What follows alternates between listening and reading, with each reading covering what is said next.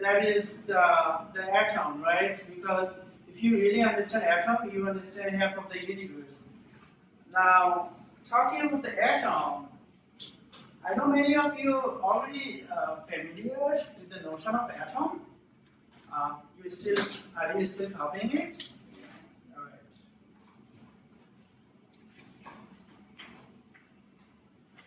All right. Can I turn the light off? No? Yes? Alright. So I want you to go to page number 6. Everybody should be on page number 6.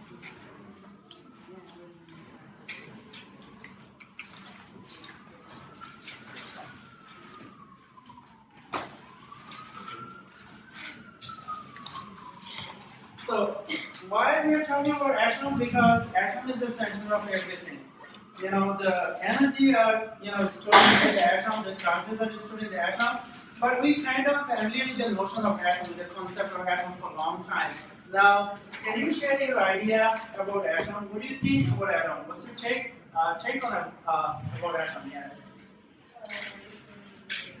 I'm sorry, can you say? Everything made out of atom. That's correct. That's why we want to learn more about atom. Anyone want to add anything else? Miles? I'm sorry? That's where all energy comes from. That's what we're going to investigate like next few minutes. Why all energy? Why atom is the half of all energy?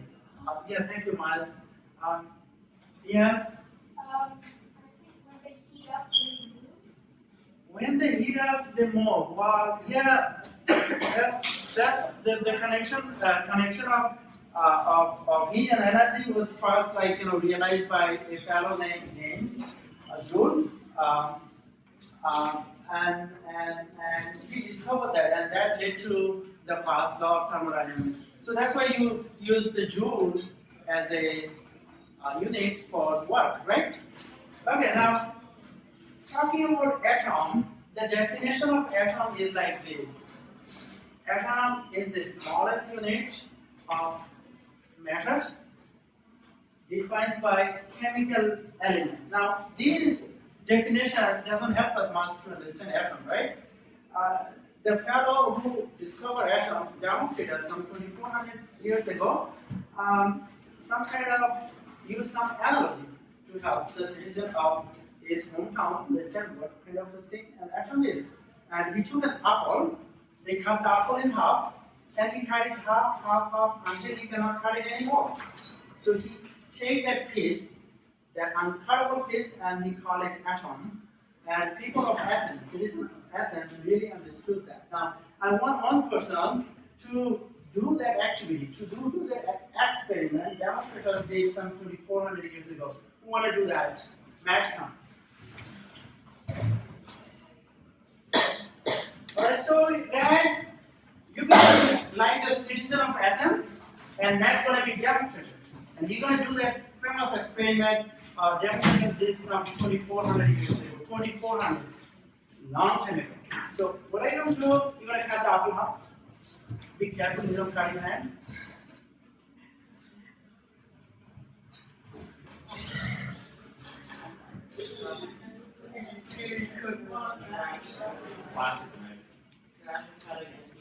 Okay, very good. Cut that in half.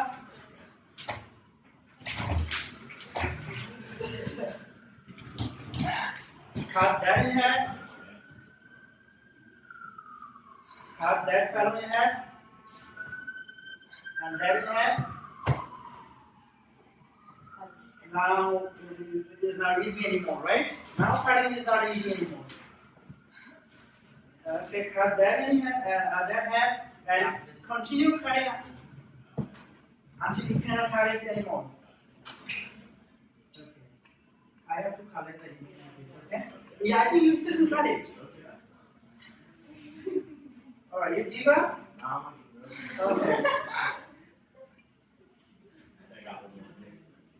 Okay. You still not giving up? Alright, now can you hold it to your fellow citizen of Athens? And can you call, what do you call it? Uncurable. What is it? Uncurable. And what do you call it? Atom, right? Now for about 300 years, guys, we thought that's it. There is nothing into it. That's the end of the story, right? In 1897, a fellow named on page 6, you'll see that a fellow next to Democritus, his name is J.J. Thomson. He said, no, that's not the end of the story. There is something inside the atom, and he called it electron. He called it electron. 1897, we had to wait 2,300 years for someone to find that atom is not end of the story. There is something inside atom. What do you call it? Call it? Yes. No, I mean at that time, 1897, we don't have any idea of photon and neutron. Electron. J.J. Thomson discovered that there is something inside the atom, and he called it what? Electron.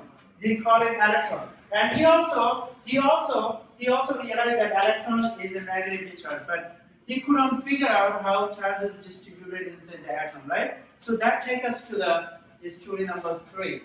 And the hero of the story number 3 is Rutherford. You see the picture of the Rutherford next to J.J. Thomson. Rutherford, like J.J. Thomson, Rutherford also won the Nobel Prize for his discovery. He really contributed a lot to understand really what the story hidden inside the atom. Now, how did he do that? He showed an alpha particle. I'm gonna show you how he did that. I need 2 persons to do that activities. Okay, one from table 1, one from table 4. Okay. Yes. Not this one. Alright, guys. I want you to hold this like this. Like this, the way you pass it. I want you to come here and hold it like that. Not really parallel like this. It actually parallel. Think as if these 2 things are parallel, okay? But if they hold it parallel, you cannot see the next one. Now I'm going to take a flashlight and I'm going to shoot some. Okay, so what Rutherford did, he shot some alpha particle. This is not alpha particle, this is flashlight. The flashlight releases the light. But what he shot is alpha particle. Alpha particle was positively charged, right? So he shot the alpha particle. Think as if the red thing you see on the middle of the whiteboard. Think as if this is like made of gold sheet, very thin, right? Anything you shoot, it should supposed to go through and hit the paper behind, right? Now his expectation was he's shooting something, and his expectation was everything should go through and hit the paper behind, right? But that's not what he observed. He observed that on the middle of the one you see behind, on the middle is untouched. So he gave us 3 proposals. Thank you guys. You can put it here and go back to your seat. We have to take some important notes. He made 3 proposals.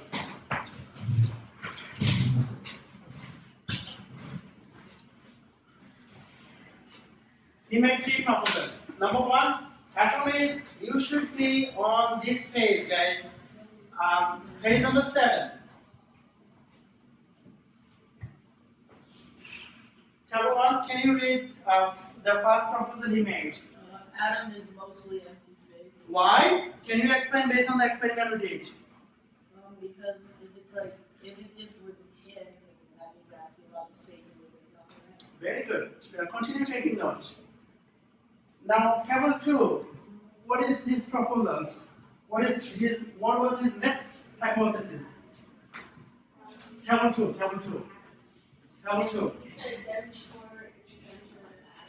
Okay, so when he saw that nothing was hitting in the center, he realized that there is a monster sitting in the center, right? There is a monster sitting on the center, so that's why he realized that the center is very dense, and he called it what? Nucleus. He called it Nucleus. Nucleus is consist of two kind of things. What is it? A proton and neutron. Okay. Now, chapter 3. Why he made that hypothesis 3?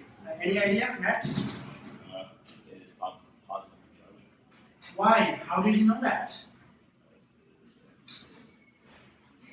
It's because when he did that experiment, some particle, he showed alpha particle. Alpha particle was positively charged, right? And he saw that some of the particle bounced back, right? And he thought that the nucleus has to be positively charged. If you take two positive charges, can you make it collision? Why not? Repel. Miles is right, because to repel each other, there is no way you can make them collide, right? So when he showed alpha particle, positive alpha particle, and nucleus has to be positive in order for the particle to bounce back, right? Bounce back at him, and that helped him to develop this hypothesis. Okay, guys? Now, he understood that much, but oh, you still taking note, guys? Alright, give you 10 seconds. Wait, Rashi just wasn't here. Should we copy on the bottom? No, not yet. Not yet. Not yet. That's why I turned the light off. Not yet. You finished this part, right? Okay, good. Now that takes us to the story number 4. Because Rutherford really didn't understand the behavior of electron. Okay? Inside the atom, most interesting thing, most mysterious thing is the electron. And Rutherford did not understand the behavior of electron. And that takes us to the story number 4. And the hero of the story number 4 is who? The guy on the page number. Where is my booklet? Yeah. Niels Bohr. Thank you. Thank you. Thank you. That's the guy. He won the Nobel Prize in 1922. Alright. So Niels Bohr's contribution was, by the way, Niels Bohr was the student of Rutherford. Now, Niels Bohr made a huge contribution, okay? One day he was like sitting inside the lab.